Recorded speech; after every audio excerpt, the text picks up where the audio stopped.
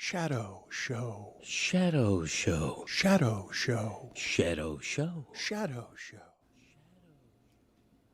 I mean, how do you feel about Willow being in here in a locked room? You right now are in a locked room with Willow, and Willow wanted to be sitting behind me, but now Willow wants out and the door is locked, and Jessica is delighted by you being trapped in a room with Willow. She's got a giant smile on her face. I'm pretty sure the door is not locked in. That's against fire code. The door is closed. It's not locked. The dog can't get out, and you have. I can just open this door right now. Okay, but you're busy working. Every closed door is a locked door to a dog.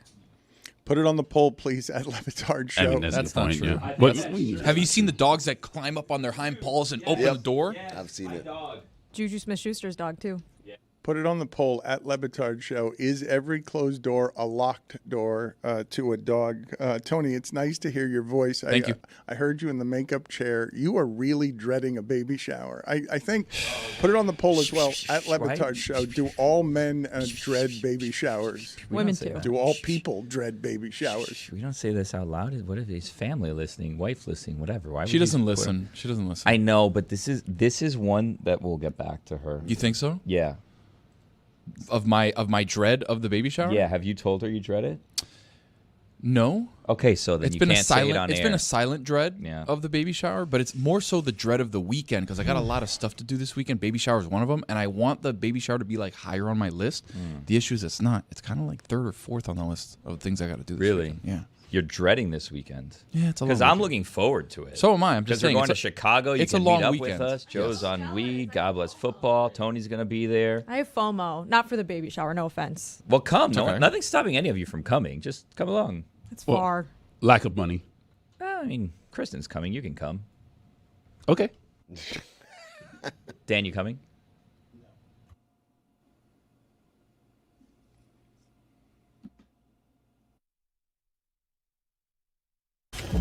Stop that. Stop that. Stop that. Yeah. I hear him chat to the noise. Move too quick, can't stop for the talking. I hear him chat with the walking. Just too sharp with the prize. White girls better tell me I'm awesome. Yeah. Hot like fire on the pan. If you wanna touch my please use caution. Cold like 0 degrees. I'm out the cage, gotta let out the beast. Revolutionary, gotta let out the streets. Locked in a cage, I'ma let out the sheets. You can't go out, man, forget my peace. You take the west, I'll take on the east. I'ma put him in the cage, never let out the. I hear him chat to the noise. Move too quick, can't stop for the talking. I hear him chat with the boys. Man, so tough, but man's keep walking, yeah. Just too sharp with the prize. White girls, better tell me I'm awesome, yeah. Hot like fire on the pan. If you wanna touch me, please use caution. Stop that. Stop that. Stop that. That was a fun sports night, huh? All you needed was a couple of games there. You got Kirk Cousins going crazy. So which is it? Is it LOL Lanta or is it Kirk Cousins? I said that wrong. What is it? LO Lanta? How do we do that? LOL Lanta? What are you? You're laughing at me, but you're not helping me with the correction. You're just laughing. So how should I have said that? No, you got it, Dan. Okay, thanks for all the help. I mean, I appreciate it. It's one of those in text only situations. There it is. Right? Thank you. Okay, so it's LOL Anta and Kirk Cousins primetime. One of them had to give, right? Kirk Cousins is now good in primetime. This is what we're doing. 500 yards, felt a little college football out of nowhere. And there was so much in that game. A face mask that wasn't called. How do you lose that game if you're Tampa? You got 1st and 10. You got the ball at the 28-yard line. You shouldn't have intercepted the ball. Just knock it down. You get it at the 20. You go back for it. You're up 3, 1st and 10, 1 minute and 44 seconds left in the game. How do you lose that football game when you're on their 28-yard line? It seems impossible. It's almost like a riddle. It's like this team didn't win. And you're like, wait, what? How? Atlanta's, I don't know if you guys have been watching this, but the last few games that Atlanta has played are crazy, okay? It's like they've got a 1% chance of winning. They've got a 5% chance of winning. They've got a 26% chance of winning.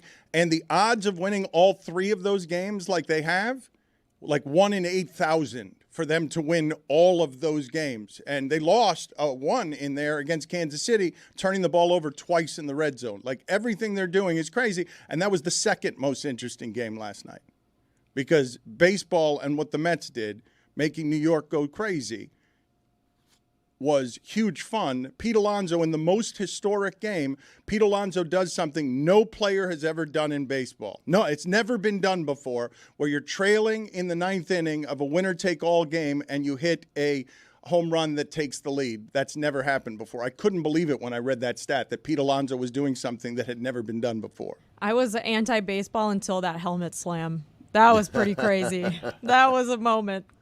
Can you guys get for me, just so people see where this Mets season has been, can you just get me a montage before we play the calls and show you some of New York going crazy? Can you guys just get for me some of how it is we've covered this Mets season by just checking in with Keith Hernandez, Ron Darling? Is it Gary Cohen that does the game for the Mets? They have been a sad broadcasting team, and all of a sudden the Mets matter and are electric, and we've played. The way we covered the Mets this year was just to make fun of them and to tune into their sad broadcasting team. Just give me a montage of some of that sadness.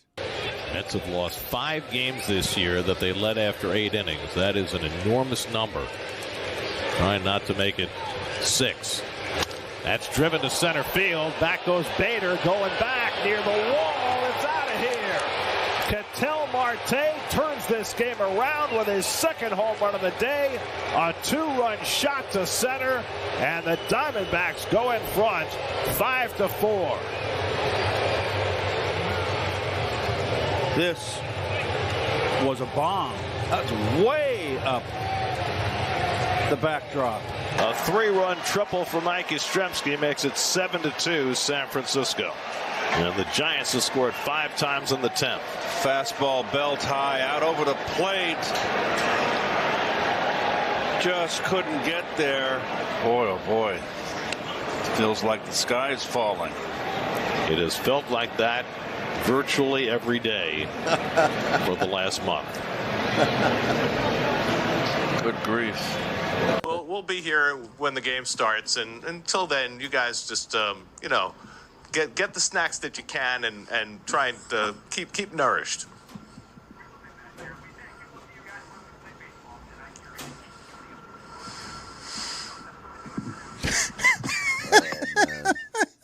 So that's where the Mets season was. And then last night, they're doing things that no team has done. They're the first team in MLB history to clinch a postseason berth and win a playoff series in games in which they were trailing in the 9th inning or later.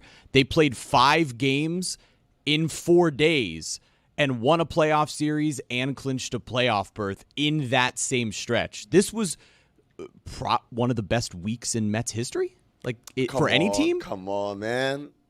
I hate these hyper-specific stats. The first team to ever, when the temperature was 72 degrees. And this isn't that complicated. They were losing in the 9th, and they won a game, and that's crazy. Okay, no, that's in modern baseball. That happens all the time. You don't have to make it to the first team ever. Who cares? Yeah, because we didn't have wild cards until 20 years ago or 30 years ago, excuse me. That's why, right? It's not because in the 150 years of baseball that's never happened. It's because clinching a wild card playoff berth was not a thing. Hold on a second. But clinching a playoff berth. Or whatever. I mean, Pete Alonso's the first player ever to hit a go-ahead home run 9th inning or later when trailing in a winner-take-all game. That's the first time that's ever happened. It's just so hyper-specific. But it's a winner-take-all game, and it's the 9th inning, and it's never happened before. Trailing, well, and that, and okay, all right. Oh, wow. If a guy hit a game-winning buzzer beater in a winner-take-all game to advance to the next round, it had become the first guy ever in a winner-take-all game to advance to the next round, we'd be losing our minds over that player. But this isn't a big deal. I don't think we'd be losing our You're minds. adding winner-take-all games also. Right. Like the more teams that are in, the more winner-take-all games there are, the more likely something like this is going to happen eventually. Wow. This is our nation's oldest sport, and you're just poo-pooing the stat. I'm poo-pooing the stat. You know how I know? The show is poo-pooing the stat. You know how I know? You guys dropped that, didn't play no music, no fanfare, no stat It's of the day. amazing. Well, let's No stat of the okay. day. Stat of the day, huh? Look at what you're poo-pooing. This is the enthusiasm, and Amin's good for this. He'll poo-poo a celebration. Like if you're having a big celebration, everyone's dancing, having a good time. Hey, there's Mr. Poo-poo. There he is. He's poo-pooing in the punch bowl. Look at what's happening here in a bar. In New York, before we go to Citi Field and before we go to the call of this thing that you're poo-pooing.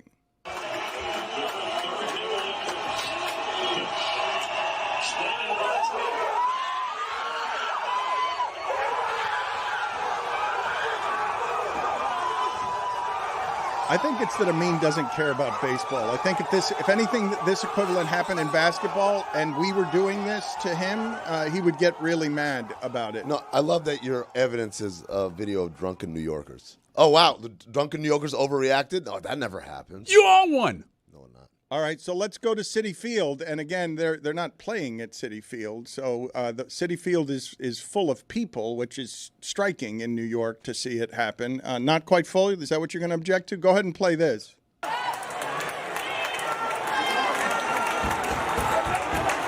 We're watching on the giant scoreboard in center field. It's a nice scoreboard. I'll give him that.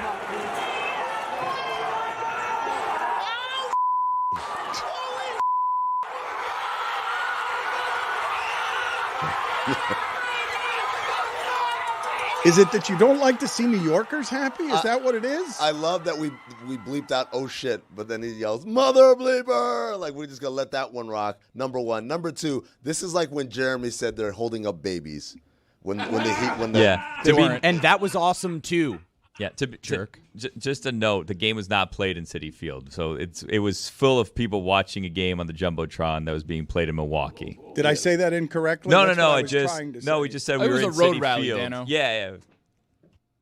Regardless, they have to pay Pete Alonso now, right? Just because that one moment, because he wasn't having a great season. To Mean's point, though, I had to read it a couple times to see what it actually was that he did. He hit a home run late, okay, but then it was like a paragraph of things. I was like, oh, so he hit it tying, going in the ninth, but also to go ahead, okay. Yeah, it was just a long Guys, sentence. they were down in the ninth. It's a winner-take-all game. A guy hits a home run to take the lead in the ninth and win the series. That's dramatic and huge. Baseball's been around for 200 years. It's never happened before? It's never happened that's before. wordy When as- they're trailing. It's happened in tie games, but not when you're trailing. This first round is really what waters it down, I think. Okay, I'm going to explain this a different way. It's hard to ever hit a bigger home run. No, this is not one of the biggest Dano, home runs Kirk in Gibson, history. are you kidding me? Thank you. In Exactly. a What are we doing? playoff game, it is hard Joe to Carter. ever hit a bigger home run. I'm not saying there aren't bigger playoff games. I'm saying that in a ninth inning, Bill Mazeroski. I have to say, I feel insane right now. Tony, what's They don't going like on? baseball. But we're enough. putting this on the same level as Joe Carter. No, come on, it's not get a outta World here. Series. Kirk But only- Gibson couldn't even walk, man. That's Billy, right. Thank you. Billy, we would if it had happened in the World Series. It would immediately go. It would skyrocket right to the top of the list of biggest home runs ever hit if it had happened later in the season. Question, this home run or Aaron Boone in 2003? That's against the Red Sox. That's also a winner-take-all game. It was a Game 7. They weren't trailing. It was tied. I'm asking you. You're like, this is one of the biggest. Which do you think is a bigger home run? I mean, that is a good point. There are more rounds than ever now in baseball. Is this watered down because it's Guys, wild card? this is a winner-take-all game. Yeah. They're losing. If he doesn't get a hit, the season can end. Yeah. That could be it. The only time it's ever happened where someone was trailing in the ninth inning Why are and you they hit a yelling? go-ahead home run was yesterday. Ever. The pressure's insane. Yeah. Okay. It would have been his last at-bat as a Met. But I would say this, they set themselves up for that moment. If they weren't losing, they wouldn't have been trailing at the time. So they really are kind of lobbing themselves up to have this moment. You build your own platform. You build your own You know how pedestal. you can't create your own save in baseball by giving up runs and then it becomes a save opportunity. Same thing. Had they not blown a lead and been trailing, they wouldn't have set themselves up for this moment that's never happened before. Good point, The real Billy. ones don't trail. Yeah. Exactly. To Amin's point, Game 7, 0-3 ALCS, Aaron Boone steps up to the plate against the hated Boston Red Sox in extra innings. Against Oh, him. And what's the score? It's but- tie game. oh, It's a but- tie game, and it's the last at bat. He's in the bottom of the ninth. The season's not going to end if he makes an out. So is the Patriots come from behind win in the Super Bowl against the Falcons not a big deal because they let themselves trail 28-3? Yeah. No, it's not a big deal because there wasn't a home run. Right. Oh, okay. Let's play some more sound here that Amin can poo-poo. Let's play the jubilant Mets call of what was a historic home run, whether Amin thinks it is or not. Williams sets. Here's the pitch. Swinging a fly ball to right field. Pretty well hit. Frelick back at the wall. He jumps. It's gone. He did it. He did it. Pete Alonso with the most memorable home run of his career. Pumps as fast as he rounds second. It's a 3-run homer. He's given the Mets a 3-2 lead. They all pour out of the dugout. Alonso on his way to home plate. They're waiting for him. He hits the plate. He is first congratulated by Nimmo. Hugged by Lindor. There are a dozen Mets waiting for him outside the dugout. Pete Alonso keeps this fairy tale season going with the fairy tale swing of his career. 3-2 New York. Devin Williams had never allowed an opposite field home run to a right-hand hitter, ever, in his entire career. No one had been skilled enough to hit an opposite field home run from the right-handed side against Devin Williams. And in that circumstance, one in which no one had ever hit a home run, Pete Alonso does it. That stats courtesy Cespedes Family Barbecue. That sound, excuse me, I'm getting emotional, is courtesy of WCBS 880. I would say this. First of all, the sound proves my point. He doesn't say the greatest home run ever. He doesn't say the greatest home run even in Mets history. He says the greatest home run of Pete Alonso's career, which it is. Okay, We can give him that. But also, technically, doesn't count as a home run in his career because postseason stats don't count. There you go. Let me play the Spanish version of this as well, just to try and get Amin excited in a different language. 3 bolas, 1 strike. Ahora, si viene 3-1 por ahí, Pile va a tirar. Ya se prepara, viene el lanzamiento, batazo grande, elevado por la parte derecha, la bola va atrás, llega atrás, lleva color, lleva sabor.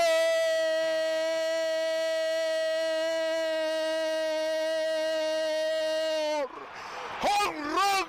¡Hasta la vista, baby! 3-2 se ha puesto el partido. Los Mets están arriba. Rebelión de última hora de los New York Mets. Okay. All right. You little Dracula at the end. A little Dracula. There was a little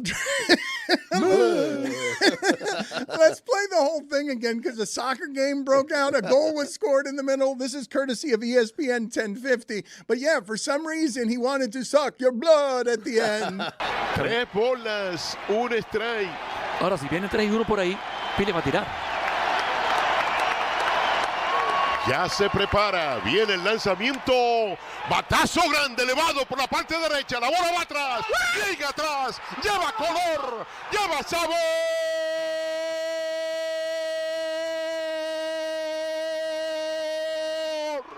¡Home run! ¡Hasta la vista, baby! 3-2 se ha puesto el partido. Los Mets están arriba. Rebelión de última hora de los New York Mets. That sound that color commentator made, like. Yeah, we're gonna find that sound. Per Sarah Langs, this is teams were 7 and 105 when trailing in the 9th inning of a winner-take-all game. They were 2 and 82 when trailing by 2 or more runs. And then last night, Pete Alonso hit a 3-run homer and changed that forever. And we're just going to, not a big deal? Again, I asked the question. I noticed that you very expertly, very judiciously avoided my question. Bigger home run, Aaron Boone or that one? Okay, but here's the thing. No, Aaron Boone's home run was the bigger home run, the more memorable Correct. home run. But this will be a home run that the Mets fans will remember forever. There are bigger home runs, but this was an enormous home run, I mean. Yeah, because they don't have shit to remember. It's the most clutch home run. For the Mets. Maybe ever, given the circumstances. You get out, your season ends. There are no home runs that anyone has ever hit that have changed that. I think he might be right on the idea that it's not just the biggest home run of Pete Alonso's career, that it might be the most memorable home run in Mets history. I think I'm going to think about this for a second. They but need to go on a run, though, because if they get swept in the next round, this game's completely forgotten. I don't know, man, because Robin Ventura hit a grand slam single in the playoffs in 1999.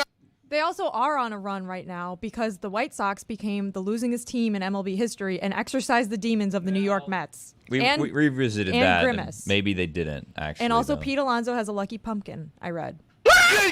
Roy, please explain to me the Grand Slam single by Robin Ventura. Yeah, so the bases were loaded, obviously, grand slam from Robin Ventura, but he wasn't able to complete the entire turn around the bases because he was mobbed at second base. Mobbed at second base, Dan. They wouldn't even let him go around. I remember that game. It was a huge deal because he bases loaded. He knocked that shit out the park. But you guys are gonna remember Pete Alonso. Come on, man. That was Game 5 of the NLCS. I want to compare this, and this is always funny to me. When you get the jubilance, all of that jubilance, and now a sad Bob Uecker. Roy, can you please tell me how old Bob Uecker is? Bob Uecker is still out here doing it. On the losing end of this, there is a Brewers team that is crestfallen today because they'll remember that home run for a long time. 90. Wow. Bob Uecker is 90. He shouldn't be doing these games. 90 years old. He won't remember it for a long And well, time. and it's not that. It's just like, we shouldn't put him through this. No, you're right. He should be the president. Okay. Let's play the sad sound of Bob Uecker at the end of their season as he realizes at 90 years old what he's witnessing. Well, New York, down. They did it. And the crew will have it end here tonight. Really a crushing end to what was a fabulous season for the Milwaukee Brewers. I'm telling you, that one had some sting on it. Milwaukee Brewers baseball has been brought to you in part. Oh, it's so sad. That one has some sting on it. Yeah. Like that was his last ever game. Energy vampire. It's super sad, man. Bob Uecker's sitting there thinking he's going to win the game, ninth inning. He's going to get a great call in his 90s. You don't get a lot of opportunities to get great calls in your 90s. And next thing you know, the polar bear, Pete Alonso, steals it from him. Can you give me a list, Jeremy, of the most famous home runs in Mets history? Because I think this might be a funny list. The choices are going to be, I think, 1969, and 1986, and that's it. I'm looking at the top 4 home runs according to Metsmerized Online. And when we're talking about how clutch this one was, yeah, look, there have been bigger home runs. Joe Carter won a World Series. There's Aaron Boone. But what Pete Alonso just did has never been done. And you look at the Mets, they're number 1. Mike Piazza, the first game back after 9/11. So obviously a big moment. That's huge. Yeah, that was big moment. That's bigger. That's bigger. Can't surpass it. That's bigger. Yeah. Can't surpass it. Number 2, Francisco Lindor's home run last week. No. You don't have 2 of the biggest home runs in franchise history in 1 week. Number 3, Wilmer Flores, when he had been traded and then wasn't traded and was crying. And number 4, Bartolo Colon in San Diego. Oh, come on, man. That was a huge one. That was a huge one. Big But one. Pete Alonso's not a big deal. Wilmer Flores can't be responsible for 9/11 the one, biggest come on, what are we anything in doing? history. And Pete Alonso, number 2. Also, like, can it be that great if it happens the same day that Kirk Cousins throws for 500 yards? Oh, my God. That's a good point. No one's talking about that now. All right, then let's talk about that since you guys are done with baseball. And I'm sorry to do this to you, Amin. Major penalty, 5 minutes, high sticking.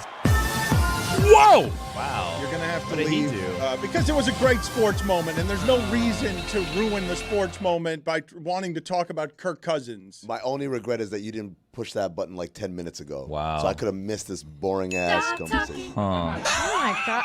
I mean, Dan, if you think about it, the Falcons win last night in overtime. It wasn't really even that impressive because they were trailing. So what they did, I'm not right about impressed that. with Kirk Cousins coming back in overtime and winning that game at home against a division rival. I'm not impressed. It's not a big deal. Well, were they trailing at the moment of the touchdown? They were tied. It was overtime. Well, then it doesn't count. If it was a tie game, it doesn't matter. I think we should all be celebrating. Are you guys aware that we are right now, beginning with last night, 55 straight days of football? 55 straight days that have a football game in it. without anyone pausing to miss a football game for a single night. Does that mean we're going straight till Christmas? Like how much? 55 days? Thanksgiving, Dan. I'm going to watch every single one of them. Put it on the poll, please, Juju, at Le Batard Show. Did you know that we're about to play 55 straight football nights? I have a stat of the day, Billy. If you may hit the music, please. Well, you got to give him a second, Jessica. You got to do. Jessica, come on now. Billy's in the big seat. You got to give him some time with that. He can't just get to How the dare you, sir. stat of the day music. I thought you were going to play the wrong music. Why would I? Why would I? Unpredictable over here. Get out of here. Start of the day. It is the start of the day. Start of the day. Start of the day. It is the start of the day. Start of the day. Start of the day. It is the start of the day.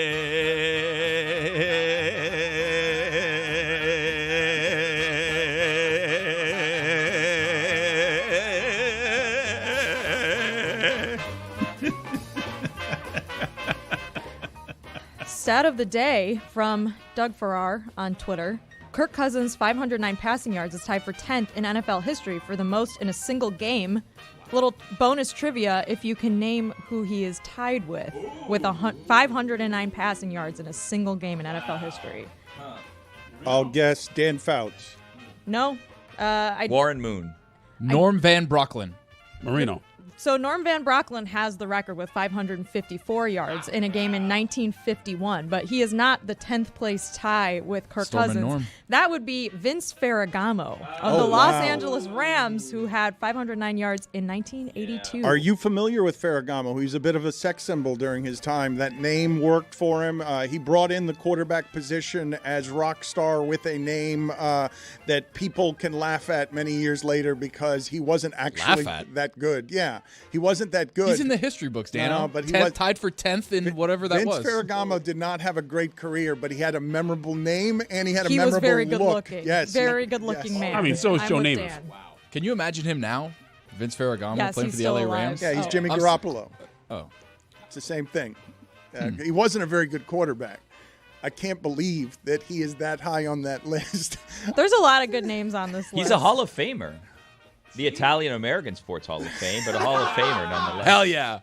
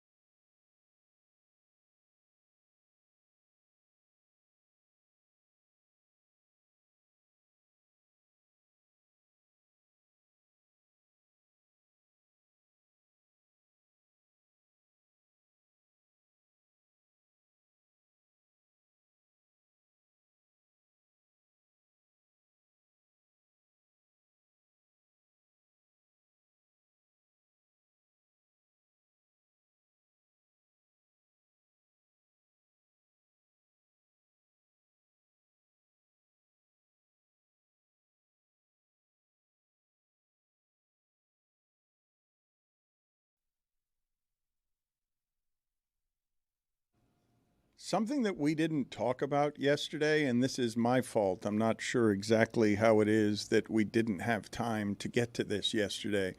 I'm curious what Jeremy has for us on this. But the Marlins and their dysfunction, Stugotz, Mel Stottlemyre Jr., by consensus, is a great pitching coach. Nobody disputes this. And the big lead, among others, is writing, while the Mets and Phillies ready for what should be a classic NLDS, their NL East rivals, in quotes, in Miami, continue to embarrass themselves. And Buster Olney writes, the more that you hear about the breadth of the firings within the Marlins organization, from coaches to clubhouse attendants, the more cold-blooded it looks. Clear-cutting people who devoted their care and working lives to this business just reeks of administrative failure.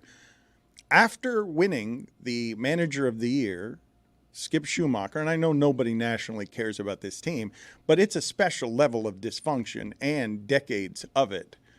to have the manager of the year and have him go into a lame duck season, at least in part because you run your business so poorly that now you're just running off all the coaches as well. And Billy, you're a Marlins fan. I don't know how you received yesterday, but nobody disputes that Stottlemyre is very good at his job, and nobody disputes that Schumacher is very good at his job. And so to run off the entire coaching staff as a business move, did it affect you?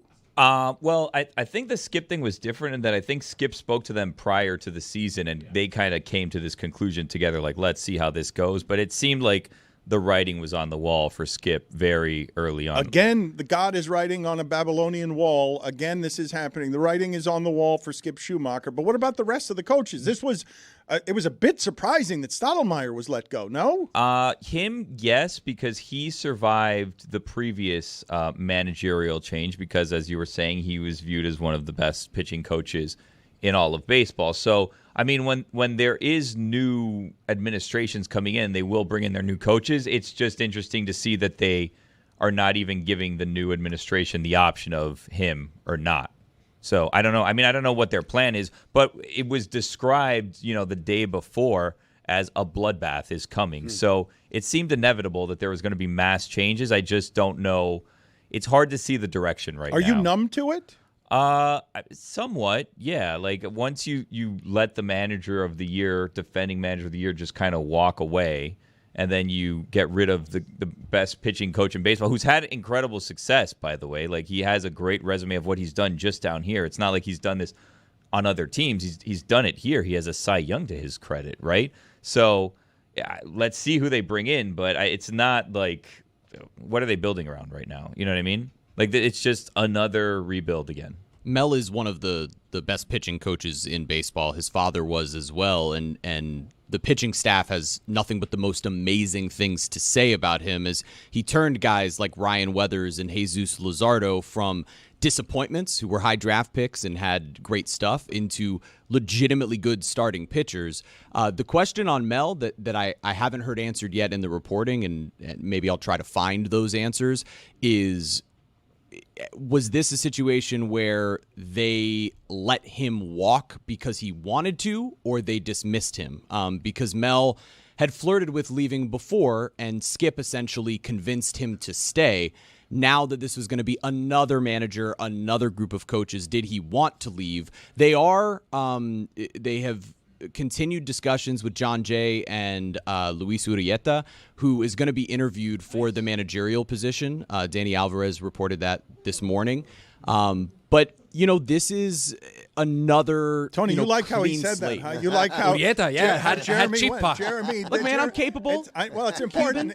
Look, I used to love the newscasts when I would listen to and watch them on television, and all of a sudden one of the incredibly American-looking anchors said "Los Sandinistas" with a flourish. So I appreciate what Tony was appreciating there, which is you really went and got the Latin flavor. Because he could have gone like Urieta, which would have been like Jake Arrieta. Well, we've been doing queso all week also around here. Yeah, so. that's because Chris Cody's been the one pronouncing it, and that's how instead of saying queso, he says it queso. But Jeremy, what is the distinction you're making? To me, it's a damning indictment either way. Whether you're firing what is a good coaching staff for a young people team that needs a good coaching staff, or they're fleeing because they don't want to work for you anymore. Like you're making a distinction as a correction, and both of them are pretty bad. Not necessarily the rest of the coaching staff. This is just Mel Stottlemyre Jr. that I'm talking about, where he has enough respect within the organization that it's one of those things where, hey, look, if you want to go because we're getting rid of the rest of your coaching staff and you don't want to deal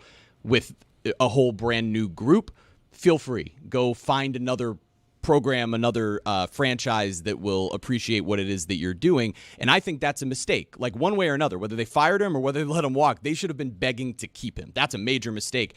They did let go of the rest of these coaches. And it's shocking, but it's also in some ways unsurprising that you have a roster one season that makes the postseason, and the next season you lose 100 games, and the players weren't all that different. So it's not shocking that you'd be getting rid of the majority of the coaching staff, except the reality is that we all know that Skip Schumacher is a great manager, and several of those coaches are good coaches. Had they just not lost their entire starting staff and not gotten any level of replacements from the front office, this season wouldn't have been as desperate as it was. It's my biggest pet peeve in pro sports when things aren't going quite right or as right as it did last year. It's like you literally, I mean, these are the actions of someone who doesn't know what's wrong. They're like, we'll get rid of everybody. That way, everything, whatever the bad is, I don't know where it is, but it's not going to be here anymore because we got rid of everybody. But you're not really sitting there and say, wait, is he really part of the problem? No? All right, maybe we keep him. Maybe we keep him. Maybe we keep him. And like you guys said, maybe Skip Schumacher's like, I'm not going to be part of picking and choosing. Either you're riding with me and the people I select, or you're not. But there is this knee-jerk reaction that everyone's got to go. And I'm like, you didn't even identify what the issue was. The core problem that this franchise has is that it's bad at the business of this. And so if the solve every time is we have to strip it down to nothing and tank in order to get the valuable draft picks that will fix it, you're playing a game a lot of other teams are playing, and you're playing it against teams that have money. So the Astros can make the playoffs 7 straight years after losing 100 games every season for 7 or 8 years. But if you keep having management turnover around that, none of these things are an actual solve or solution. It's not even a strategy. You can't get the business right, and therefore you can't get anything right. I find this one particularly interesting because they hired a guy in Peter Bendix who's in his 30s, right? A young guy who has been told, hey, build it from the ground up. The issue was, hey, the minor league system is floundering with where it was left, and the major league team isn't quite good enough to be able to get by when that minor league system is so bad. So what does Peter Bendix do? He gets incredibly aggressive with trades throughout this entire season. He dismantles an entire roster that was in the postseason last year to build up a farm system and have not just the guys who are, 18, 19 years old who won't be here for years, but several 22, 23-year-olds, guys in AAA, guys who have already made it to the bigs, with the idea of you get a starting rotation back that's young, you add these guys, and you build from there. What he did throughout this season was clean house and start from scratch on the roster, and now he's doing it within the coaching staff to put in the guys he wants there. It's a question of, should Peter Bendix be given that level of power within this organization to build it all himself? You ask some people, they say, hey, he was part of the Rays. He had a philosophy. He wants to do that. You ask others, it's, hey, he hasn't proven anything to me yet. So why am I to believe this won't be just another Derek Jeter or somebody else? Can I ask you guys a serious question? And I don't mean this to be as facetious as this sounds. Are we sure about that?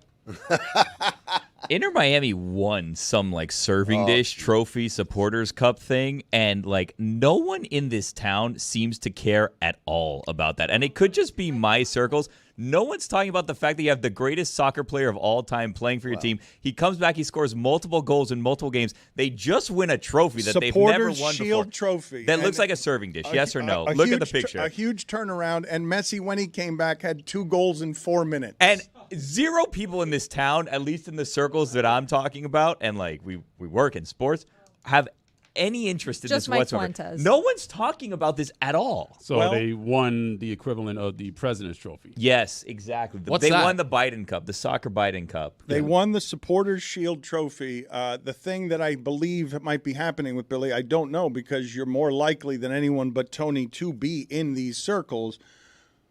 English-speaking folks might not be talking about what Messi is doing in MLS. But I do hear all over South Florida Spanish-speaking folks talking about this. Okay.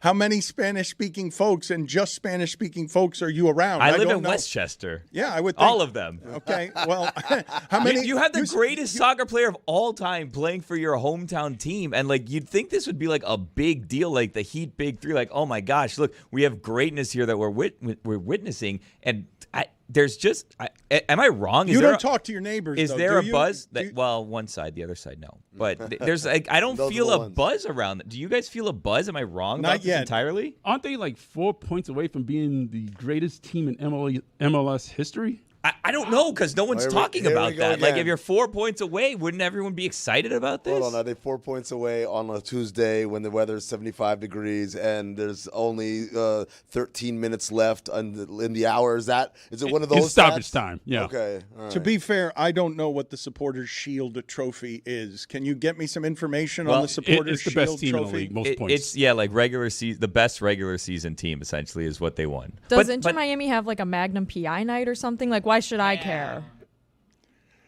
Moving on to the football that people around here do care about. Put up on the screen here for me, please, Kirk Cousins. And you can choose whether you put him shirtless in chains on a plane as someone who has made a lot of money at that position without winning meaningful football games that we remember. Or you could just put him swag surfing on the stage because he had a monster night last night for the Falcons, and he's holding off Michael Penix. He's holding him off because he was hurt by the Falcons drafting his replacement after giving him a bunch of money, and this is very awkward swag surfing he's doing there. It is very, but Dan, how can you say that this game didn't mean anything against a division rival? Okay, you've been fighting tooth and nail this season to make sure that you're at the top of the division, so you can get a home playoff game eventually when you do get to the playoffs. You throw for 509 yards.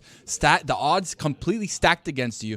You throw for that many yards. You score in overtime. This is like people in Atlanta are going to remember this forever. Younghoe Koo, one of the greatest kickers in Atlanta history, maybe the greatest kicker in Atlanta history, nailed. What? He missed a couple. Doesn't matter, though. He hit him when it counted. He's won a couple of games this season. They're going to remember this game forever. Atlanta is going to remember this game forever. This is one of the biggest games in Atlanta history. Tony, will Atlanta remember this game more than New York remembers? I'm going to lose my mind. Yes. I'm going to say yes. The too. time can you imagine people in Atlanta 20 years from now? You remember that time? He might that be Thursday right. night? Look at the end zone paint scheme. Oh like my God. Last night was Atlanta special. was rocking last night. Yeah. 500 yards. Tony, I did not say that this game did not matter. I said that Kirk Cousins doesn't have many wins on his resume outside of that playoff win at New Orleans that you remember. Kirk Cousins doesn't have. He's made a ton of money in this league without having victories you remember. Can I, just for a moment, and I know this is going to upset a lot of people, maybe Jeremy, maybe not, because he's like a stat guy, whatever. Rating for the quarterback, it drives me crazy because yesterday Baker Mayfield had 180 passing yards, 3 touchdowns. His rating was 137.5. Kirk Cousins had 509 yards, 4 touchdowns. His rating was 114. You're telling me you watched that game and you're like, Baker was better? Get out of here. Baker was great. Nah. Baker played awesome. Baker watched a video of a Mike Tyson fight in his locker room apparently before the game to pump himself up. Did you guys see the broadcast talking about that? I imagine he also probably went through his tweets and was looking at all the mean Colin Cowherd and whatever else to get ready for it. And he was slinging it, all right? And also Kirk Cousins standing in the pocket, taking hits. He had a great game. It was a great Thursday night football game. And those are few and far between. And I take that very personal. Anytime that Kirk has a good game, I take that very personal because it's like, look, guys, I told you. It was there. It's there the whole time. We have some Baker stuff to get to. Let's get to this Tyson video that he was fired up about. Again, Tampa Bay with 1:44 seconds left, up 3, 1st and 10 at the Atlanta 28-yard line. It is very difficult to lose that football game when that's your situation. But let's check in with this Tyson video. And then before the game tonight, he's getting himself all hepped up by looking at Mike Tyson videos. He also, before the game, they kind of showed something that he was doing, which I'm not. Eli Manning started this trend where he tried out for Penn State football, and he was dressed up, and then it became like this whole character, and it was a whole thing. Isn't Hulu doing an entire series on that? With Glenn Powell. That's this whole Ted Lasso-fication of things, right? But they made Glenn Powell not hot anymore. What? Well, what's the point? I don't think he was hot. I think he had a... Glenn Powell was definitely hot. No, I mean the Eli Manning character. I thought you were saying that was his name, Glenn Powell. No, Glenn Powell's the actor. Okay. That he's going to be in the show. Well, they did this thing kind of with Baker Mayfield, too, where Baker, instead of trying out for a team, like just walked around with the fans of Tampa Bay, and he was like just taking a tour of the facilities, whatever, and then he like has this knee brace, and he just kind of looks like a Tampa Bay resident, let's say. He just kind of looks like a pirate person, right? And then he unleashes one and throws one like 70 yards in the air. And I wanted to see it because I saw like on social, I saw like on Amazon, like quick clips. I'm like, oh, watch this, probably like a 5-minute piece. And then I track it down. It's like 32 minutes long, this video. Way too long. We need to tighten this up. Let's be real. I'm going to sit down and watch it. But I'd rather not watch 32 minutes of this situation. Wait a second. Wait, he's just cosplaying Gardner Minshew? He looks like Kind Minshew of, yeah. there. He looks like a Buccaneer. He doesn't look anything like Baker Mayfield. That's a good disguise. That's a good costume right up until he throws a football 70 yards. Chad Powers was the name of the Eli Manning character, and it is a television series. It's becoming something that that they're producing, but you didn't see the payoff because you didn't wait for the 30 minutes? Because this character, you're right, it does look like Tampa. No, I saw this, and this is what made me want to go find the entire video. And then I sat down, and I was like, this is 33 minutes long. I need to finish editing God Bless Football. Like, we'll get to this tomorrow or something. No, I'm with you, Billy. We don't need 30 minutes of that. We get it. You put on some makeup, you fool some people, and then you throw a football 70 yards, and everyone's impressed. But Dan, I think like this, it's dumb. It's a dumb thing. I hate it. And by the way, we moved on too quickly off the Mike Tyson thing. Hit the "Look at Me, Louie" button for Baker Mayfield. Look at me, Louie. Ladies and gentlemen, I have an extremely sensitive fraudulence meter. That's fraudulent behavior because every athlete I've ever seen in a locker room, when they're doing anything on their phone, how do they sit? They sit with their back to their locker and facing everyone else, and they watch whatever they're watching. This dude's going to turn around and put it so like, oh, did you guys notice what I'm watching a Mike Tyson video to hype my... Shut up. That's why your ass lost, because you were too busy doing gimmicks, trying to show off to people. This is you want to see how I hype myself up? I do it like this. I watch Mike Tyson fights. Ridiculous. Bucky Irving also fumbled that ball, or else they would have won. There's a lot of things that weren't Baker's fault. Nope.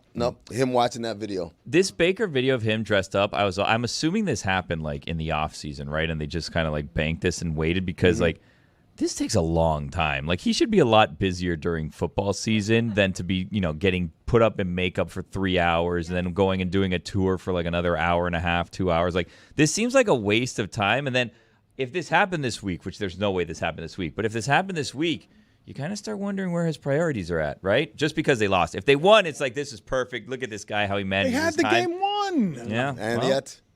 I don't know. I mean, he had a phone stand, so he had to put it somewhere. He didn't have a table in front of him. But you're watching. Just hold it in your hand like every other person. Roy. They took that shot probably like 2 or 3 times. They're like, Bake, move your phone a little bit. We're getting a reflection here. Yeah, exactly right. Tilt it a little bit higher, a little bit higher. Okay, get your shoulder out the way. Billy, I think you nailed it. I think they spent so long doing all the prosthetics and the wig and everything that they're like, we got to get our money's worth. This has got to have like 3 different like YouTube ads in the middle of it. We got to do pre-roll, post-roll. Like we got to monetize this. We got to get our return on investment on this makeup artist because she was very expensive. He looks great. I mean, look. Far be it from me to say. But if he cut the hair a little bit, I think if I was Baker, I'd just go with this look most of the time. I think he looks better in character than he does as Baker Mayfield. It's more Tampa. This look is more Tampa than the way he usually looks. You say no, Jessica? I don't. You're saying no to what Billy's saying. You don't think he looks great? It's a terrible look. I think Baker looks great as he was made. Yeah. And I also think Glenn Powell, the whole appeal of Glenn Powell is he is a hot A-list guy. Why are we putting prosthetics on Glenn Powell and making him Chad Powers? He's hot. Let me just watch him be hot.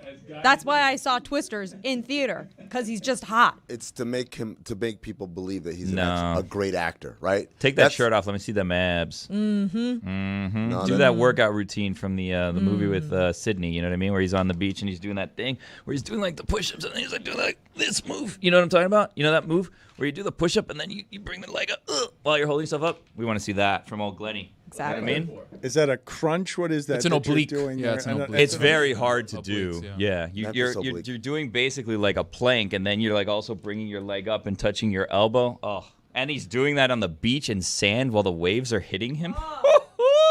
But like that's the go-to move. Not the only one that was getting wet. That's the go-to move, right? For the beautiful actor to make themselves ugly, to prove to you I'm a great actor. Mickey Rourke spent the last 30 years of his life doing that. I mean, it was confusing to me. Mickey Rourke was beautiful and then went out of his way to be less beautiful in a way that was trying to be taken seriously. Well, that's because he was a boxer. He got his face messed up. Yeah. Zac Efron, right? What's going on with his face? He had a fall of some sort, now like we an gotta be accident. careful. Now we got to be careful. Yeah, I'm just saying. Pool situation. I'm not buying that story. All right, you've been a poo-pooer since you got in here today. Since you got in here today, you're coming after everyone and everything. You're bringing a real negative energy to this Friday. Negative energy? Yes. You're soiling everything. Everything that's positive, you're making it dark. Because I'm not drinking the Kool-Aid like the rest of you sheep. That makes me negative, or does it make me someone who's positive about being independent and not falling? Creative for the banana? thinker. There you go. Unique. Raheem Morris is saying we don't need no Belichick. Right now, the Atlanta Falcons aren't thinking of what they missed out on with Bill Belichick. Again, this is not a sustainable thing the Falcons are doing, winning games this way, okay? Don't make that face at me when I told you they've had 3 games where they've got a 1% chance of winning, a 5% chance of winning, and a 24% You know what that's chance called, of Dano? winning, and they've won all 3 of them. Bucking the odds. Yeah. That's what they do in Atlanta. The Dirty Birds buck the odds. Buck them. How many times has that happened, Jeremy? Look at Nuck if you buck. You mentioned this. Crime Can you mob. guys get for me the Harry Douglas in a bathroom, in an airplane bathroom going crazy sound, please? I want to play Harry Douglas, who was so excited about Nuck If You Buck that he was going crazy in an airplane, kind of trying to be quiet, but also being kind of loud. The former Falcon that I associate for going after that Homer radio host in Atlanta. Harry Douglas ain't nothing. Let's go ahead and play Harry Douglas last night after the Falcons end up winning that football game somehow. I told y'all, baby, on SportsCenter this morning. Peace up, 8 times down. Bangkok. I'm on the airplane. I'm in the restroom. I don't give a damn. Bangkok. Kirk Cousins over 500 yards passing. Let's go. Division leaders. I'm tired. I don't care. I was at the game at halftime. Had to leave after Matt Ryan celebration. I'm on the plane right now here to San Francisco. What do you think the flight attendant's thinking here? I'm unclear on where he is exactly. Is he in the bathroom or Big-ass outside bathroom. of the bathroom? Huge bathroom. He's sitting on the turlet. No, he's not. He's sitting on the turlet, and the phone is on the door. Really? I think so, because that's a reflection. But he's got so much space It's to gotta the be left, a big though. plane. I was on an A220 last week, and I had to tinkle, and I barely fit inside that bathroom. It was so tiny. This must be a 380, a Dreamliner. I don't know what kind of plane this is, but huge bathroom. Tony, I feel like this is a question for you, because I think you might agree with me on this. When I get on an airplane, I get on an airplane. Yeah. I don't know the name of the airplane. I don't know the nickname of the airplane. I don't know the religion of the airplane. I just get on an airplane. I sit down in my seat. Does it have 3 seats on this side and 2 buckle it on up. this side? 1 on this side, 2 on this side? Is there a random middle section here with 3 or 4 Oh, seats? sorry, in the I middle? have hobbies. No, I just sit on the airplane and I hope that we get to where we get. You close your eyes and you pray the rosary and you say, hopefully we land. I used to do that until. Then when you land, you always apply. You got to. Because that's the thing about air flight. It's a mystery. How does it work? No one knows. It's heavy as hell, but yet it flies. Exactly right. Science. That's what it is. Nah, I don't know. I don't think it's no one knows, although I too am Do you? amazed by a tube in the sky. Nope. Nope. See, but just like cruise ships, I'm Dan, they not weigh the barometer for 10 whether trillion anyone pounds. And they're so knows. tall. How don't they tip over? From one side? Exactly Who right. knows? And it's crazy. they A haul floating ass, building. too. Oh, yeah. Read a physics book, Balthazar.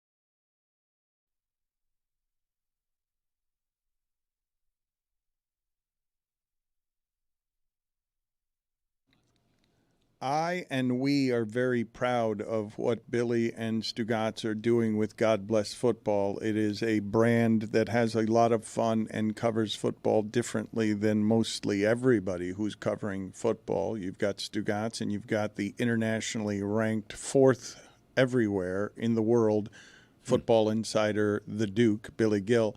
And for the first time, they're trying something that seems difficult and is going to wear them out this weekend because they're doing a live stream, and they're doing it not in traditional studios with people around, and they're going to be with Matt Forte. So tell me about what you guys are doing Sunday. And I imagine, Billy, given your general neuroses and the amount of work that this takes, that this is a bit of a stressful situation.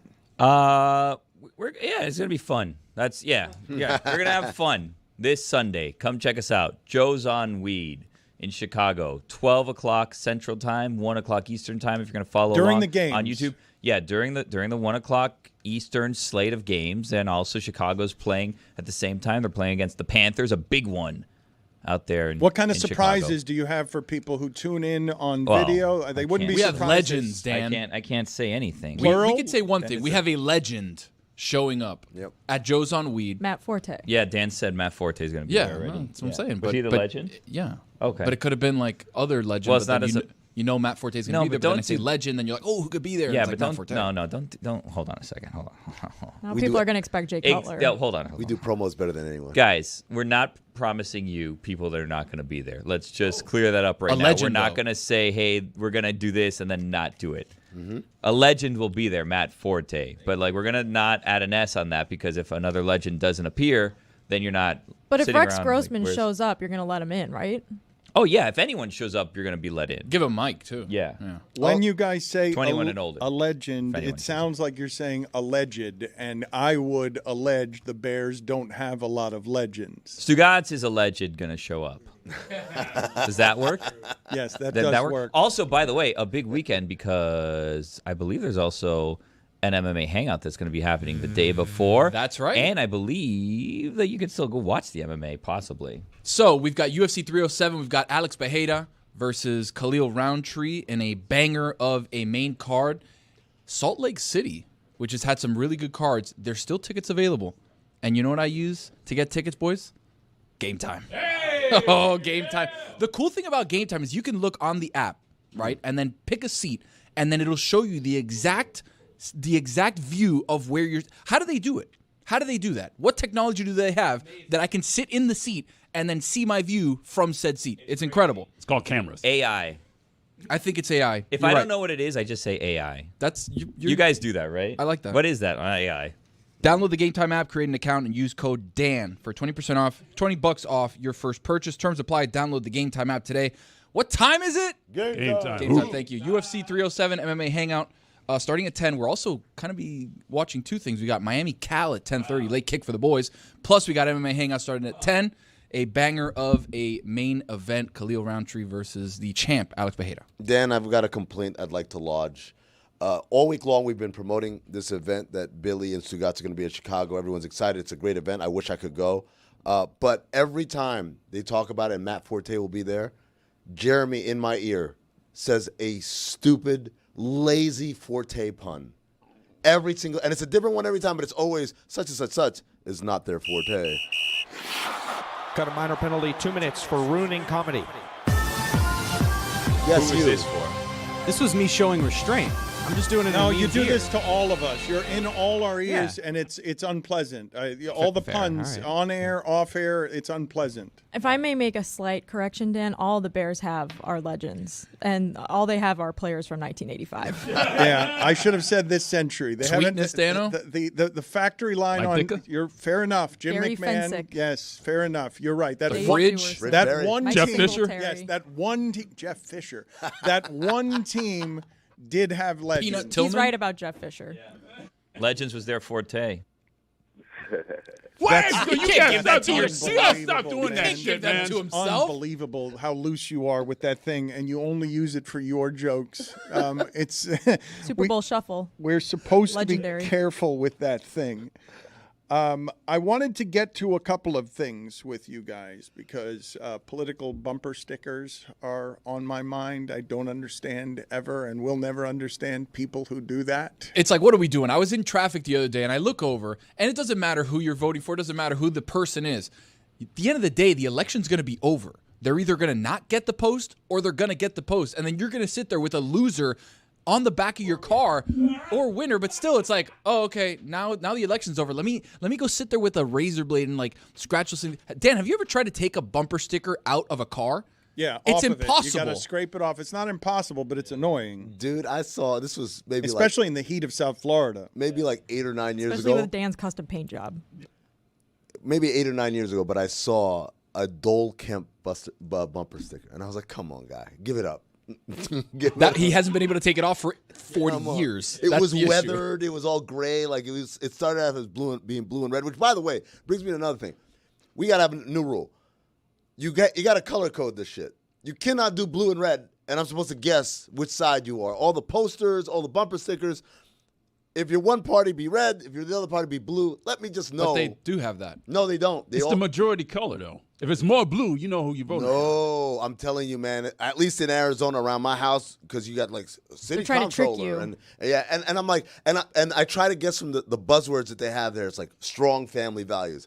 I think you might be Republican. For city comptroller though, it's crazy. Strong family values. County recorder, whatever. Like there's all these. By the way, why does the party of the county recorder matter? I don't know, and I don't know what job that is. Yeah. There's so School many, board. There's so many. Well, at least I know what the school board does, and also that one is political as well. Go figure.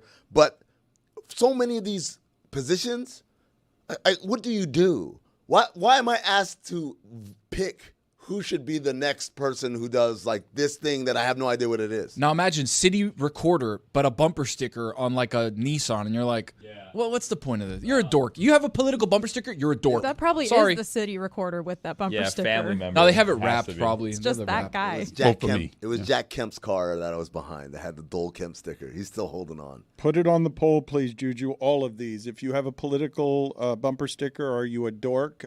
Do you know what a comptroller does? And is it harder to get a bumper sticker off a car that's been in the heat for a decade? It just stays there. It's impossible to take off. My neighbor, once upon a time, had a bunch of those like Reagan Bush 84, and I was like, okay, it's been 30 years, and he hasn't been. You can see the part where he's been trying to take it off. Get a new car. It's like an old school retro van. This was way back in the day, though. Like, I'm gonna say this though, Tony. At least Reagan Bush 84, that's like stood for something. It was a huge blowout win. Like you got like that one, you can puff your chest out, walk around about. Remember that time Walter Mondale got his ass handed to him? Yeah, we'll never forget that day. But when you got Dole Kemp, come on, bro. Or like McCain Palin, it's still there. And you're like, Ross Perot. I feel like we've hit so many buzzwords. We're about to talk about Iran-Contra. We've talked about the Sandinistas. We've talked about Reagan. Like, what's next? 20 CB. We're actually going to segue to something that Nick Saban said. I don't know if you guys saw this, but it is the strongest that he has ever said this. He was walking with Kirk Herbstreit on one of those casual walk and talks that made to appear as if they don't know the cameras are there.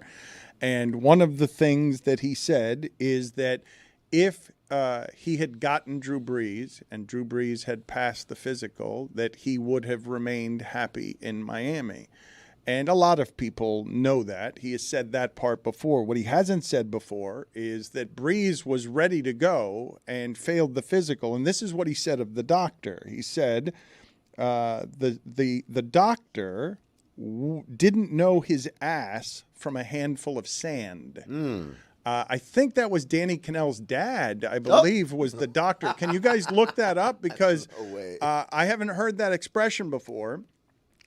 And I was surprised to see him take out a doctor like that. But the understood that he would feel this way because Drew Brees, he then pointed out, that Drew Brees played 15 more years, won a Super Bowl, and this is the one that he mentioned that made me think something particular. And he said, Drew Brees got 9 Pro Bowls. And I'm like, oh, Saban's been thinking for a while about what he would have been in the pros.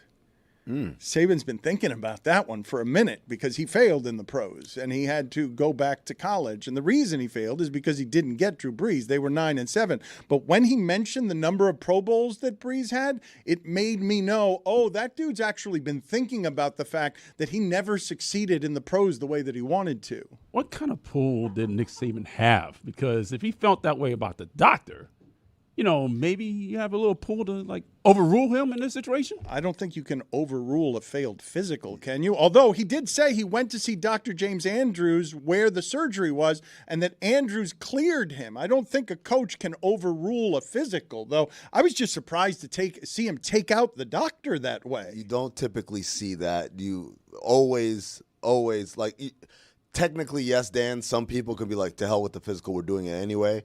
But typically, you listen to your medical people and you trust them and you go. But then I also want to point out, you think that Saban's been thinking about it, and I think that they're walking with a camera crew, and he probably says, and Drew Brees went to a bunch of Pro Bowls. So, cut. Hey, how many Pro Bowls did he go to? 9? Okay, I'll count you in. 3, 2, 1. Yeah, and he goes to 9 Pro Bowls. Like, ooh, he's really been thinking about it. No, man, this is the magic of television editing. Well, the Dolphins as a team, as a franchise, must have had bad luck with doctors because O.J. McDuffie sued the team over, I guess, what would be them trotting them out there with a bad toe, right? Yeah, that was, I believe, Cannell. Can you guys look that up for me? Oh, and Tua, by the way. I mean, you're wrong about this. There's no way that was edited in order for him to come up with the 9 Pro Bowls so that he could get the stat right. That's not what happened. I wish I lived life with your wide-eyed, childlike optimism. You just want to believe everything that you see on the internet, everything you see on TV. Like, this is it. This is the most authentic version. I wish I had that. I can't. Dan. Why would Nick Saban lie in a way that's favorable to his legacy? It's so weird. Danny Cannell's doctor was on the team of doctors, it says online. Yeah, so it was a team of doctors that came to this. So it wasn't necessarily him specifically that was the one that didn't know. Well, he's saying that doctor didn't know his ass from a handful of sand is what he's saying. I think that might be like a Greg Codyism that we are attributing to Nick Saban because that might be something that he made up because obviously you don't know his ass from a hole in the ground is kind of what you usually get, but full of sand, handful of sand, we don't find that anywhere. I Googled ass from a handful of sand idiom, and all that came up were pictures of butts. And specifically, free pick, premium photo, woman's ass with sand, nice. Female buttocks, sand photos. So Any what is Glenn this, Magnum? Powell? This is the work computer, so, my bad. You can stop doing that. Thank you. Why did you come in here today? Let's find the sound for me, Billy, please, of Michael Irvin. I think he was sitting next to Warren Sapp. This is the glory days of the NFL Network, where Michael Irvin is going crazy on set. Michael Irvin has been great at television for a long time, and he's just shouting about how we were losing recipes. And Amin came in here today saying we're losing a recipe, and I didn't know what he was talking about. Oh my God, this is what's wrong with today. The young ladies today, they're not learning from mom how to cook. We're losing recipes. He's right, though. Women, they're going to work instead of learning how to cook. Do you want to play a game called Guess What He Was Talking About? Because I looked up the context to see what he was talking about. He wasn't talking about women. He was talking about something like football related. Can I guess, Billy? Yeah. Was he talking about the Colts? He was talking about the Colts. Good context clue there. Was that on screen? Okay, I didn't see that. I wasn't looking. That's my bad. What? Okay, tell me. He was talking, I believe this is when Peyton Manning was released or Peyton Manning was injured and there wasn't a quarterback learning under Peyton Manning. He was just being pushed out. So this was a situation of no one's learning from Peyton Manning, same as women aren't learning recipes from their mom. We're losing recipes. Curtis Painter would like a word. Dan, he's right, though. We are losing recipes. Because I'm telling you. Let my boy cook. Yes, I wish. He has a recipe. I have the recipe. I do. This is something, as a father of a child who's going through AU basketball and going to tournaments and going to practice at these big gyms that have like 17 courts. And I've noticed this, and it's not just basketball, it's volleyball as well. And it's not just kids.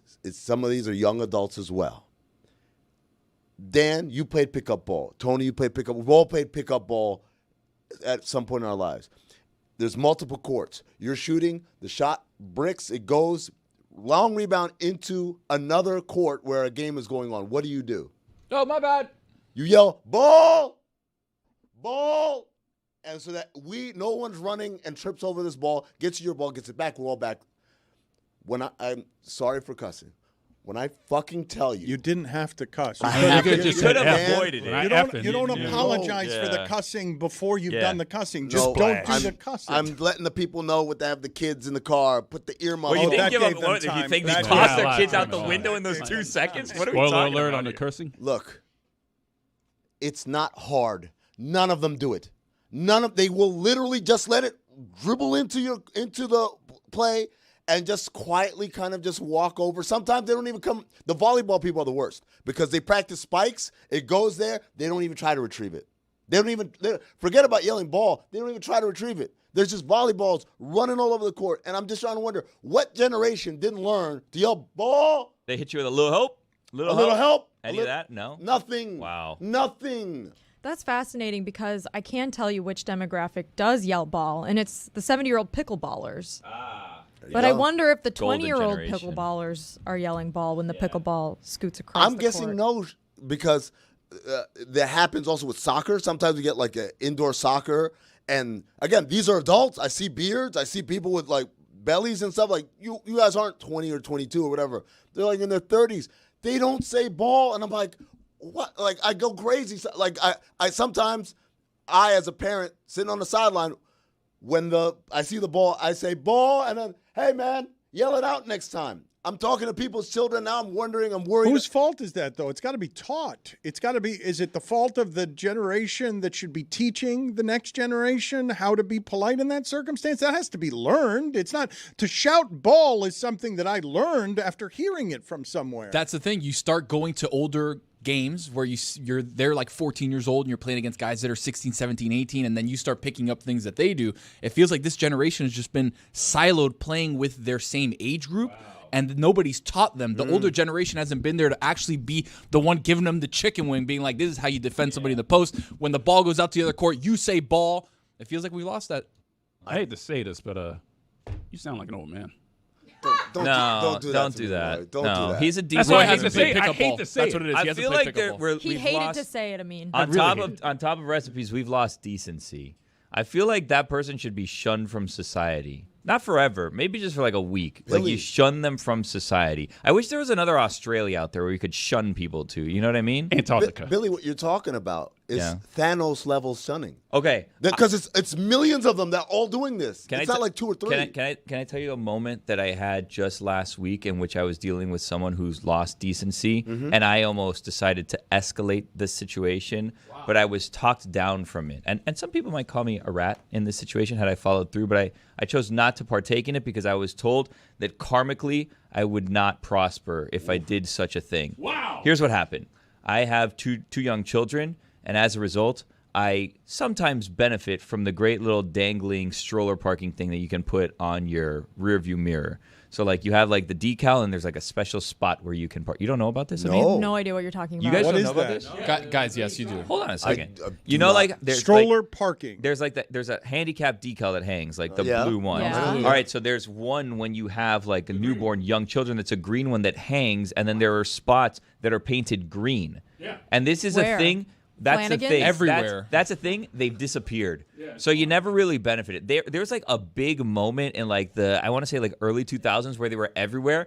And it was almost like, I feel like some people were having kids just to park closer, right? Because they were everywhere at the time. Now they've been replaced with electric vehicle parking and more handicap parking and all this stuff, right? But I was excited when my first one was born because I said, you know what? I can now benefit from this parking spot I've only seen before. I've never been able to park there. They've all, lo and behold, disappeared. But there's one place that still has one, and someone mentioned it. It was Flanagan. Well, actually, it wasn't a Flanagan. They painted pink in October? It was yes, but this was like a sports grill, and this was a very tiny parking lot. And I'm pulling in, and there's never parking in this thing. And I said, I got my best friend over here. This little parking decal here that I never use. I used it one time that I can remember, or twice. But one time I used it, I was going to Michael's to buy my wife a Mother's Day present on behalf of my daughter. Yeah. And a cop came and knocked on my window while I was sitting in the car and said, you know, you can only park in this spot if you have a kid in the car. And this is the most defiant I've ever been. I turned at said officer, and I rolled down the rear window, and I said, "Kids in the car." And then they apologized to me. And this is the most defiant I've ever been. But in this scenario, I pull into the parking lot, and someone pulls into the child's, parking thing. And I see no decal, and I go, maybe they're going to put it up, whatever. And this person gets out and then either leaves children in the car, which I wouldn't recommend, or never had children to begin with in this car, and then goes on to do their business. And I was livid. I was like, I can't believe this. I never use this spot. There's no parking now. I have to walk around with all my children and all this stuff. And then I started looking around. I go, I see over there a tow truck company sign for what goes on here if we're parking illegally. Oh no! I think I may make a little call to the tow truck company and see what happens here. See what happens here. Oh no! And then my wife talked me off the ledge, and she said, "Don't do that. The karma's going to come back and get you. That's not a good idea." So then I said, "Okay." I let it go, but I was stewing. And then I had to go, and this is a situation where there's like parking behind the building, but it's like a weird U shape. So I park behind the building, I do all this stuff, and then when I'm getting out of the car, I'm still steaming because I have 2 children that I need to get, and now I need to walk next to this busy intersection here to go get this food and all this stuff, right? And I start looking, and I'm looking around, and she knows what I'm doing. I'm looking to see if I could find a notepad. And I was about to write a note. What? And then she said, "Don't do that. Just let it go. Let it go." So I did let it go, and I went in, and we ate. But I will tell you this. That spot was right in front of the restaurant where I was eating, and I had my eyes locked on that car to see exactly how long that car was there. Because it was like a quick pickup thing, like we're picking up donuts, we're picking up froyo, something like that. Like, I could let it go. That car was parked there damn near an hour and a half. Minor penalty, 2 minutes, rambling. Who? My bad, I'll go. Sorry, you were saying. Well, I was going to ask Billy, when you saw him get out the car and didn't bring kids out, why did you? Hey, pal. Hey, pal. That was a woman. I didn't want to scream at the woman. But Yeah. Why? Misogyny. Billy's wife, instead of, I don't know the rest of you, but going toward a fight, when you go toward a fight and your wife... And she's a warm-blooded Latina woman, so holds she's you back. feisty. She talked me down. Your wife tells you not to call a tow truck and not to write a note. That's the equivalent of Billy's wife holding him from a fight. Holding him back. Hold me back. Yeah, telling him not to write a note. I was curious your thoughts on this Christine Brennan situation. She is a legendary sports columnist. She came up with me in the business and had to do a good deal of fighting in a caveman world to get it where it is that she's gotten to. And now she's working on a Caitlin Clark book. And she has run afoul because of the amount of questions that she's asking about Caitlin Clark, and not quite delicate enough about sort of some of the race and culture stuff happening in the WNBA that is making Caitlin Clark such a polarizing figure. And she's wandering around asking all of these black players in what has been a league built by black players. She's asking nothing but Caitlin Clark questions because she's writing a book. And they're objecting to some of the questions and how they're framed. And she was just on Sarah Spain's podcast, and she's not really listening to the objections. She's doubling down on, this is how I've always done this job. This is how you write a book. And she's not listening with a careful ear to the objections of how she's doing her job. She's doing it a bit defiantly, and she's doing it a bit defiantly as a pioneer who has earned her defiance.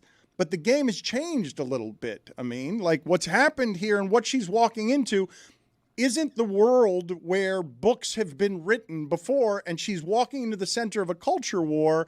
And the way that she's handling what is the objection of black players telling her, hey, the way you're doing this doesn't feel right to us, is to lean right into it as this is how I do my job. Yeah, Sarah Spain's interview with her was really, really good. So if you haven't really been following Christine Brennan's coverage throughout the entire WNBA season, including her coverage around Caitlin Clark not being on the Olympic team, is something that people have around women's basketball have been talking about for most of the season. So then last week she asks Dejanay Carrington if she intentionally or not hit Caitlin Clark in the face during a playoff game, and then follows up by asking her if her and Marina Mabry were laughing about her hitting Caitlin Clark in the face later on in the game. And that was sort of like the breaking point. Like it was, I think a lot of people that were kind of new to the story thought that that was the only thing that people were upset with. But I think going back a few months, like her coverage of Caitlin Clark has been something that people have taken issue with. That's the last drop in a bucket that Exactly. makes the bucket overflow. And it was particularly egregious because players in the WNBA, especially black players, have been getting harassed to an insane amount this season, especially regarding incidents around Caitlin Clark. There was an incident earlier this summer we talked about with Kennedy Carter where the Chicago Tribune editorial board called for her to be charged with assault for a foul during a basketball game. Like, this has been a narrative throughout the season that has been perpetuated by a lot of people on the internet that Christine Brennan then sort of brought into the locker room by asking this question before Game 2, after Game 1 of this playoff series. And so it sort of blew up from there. The WNBA PA doesn't want her to be credentialed moving forward. So she goes on Sarah Spain's podcast to sort of defend herself, which I will give her credit for going on a podcast and answering really tough questions about what happened, because she didn't come off well. She basically conceded nothing. It doesn't seem like she really understands why people are upset with her. She, like you said, Dan, she's claiming asking questions is the job of a journalist. And Sarah's saying asking questions that feed a racist narrative and stereotype about players is actually, it's creating harm.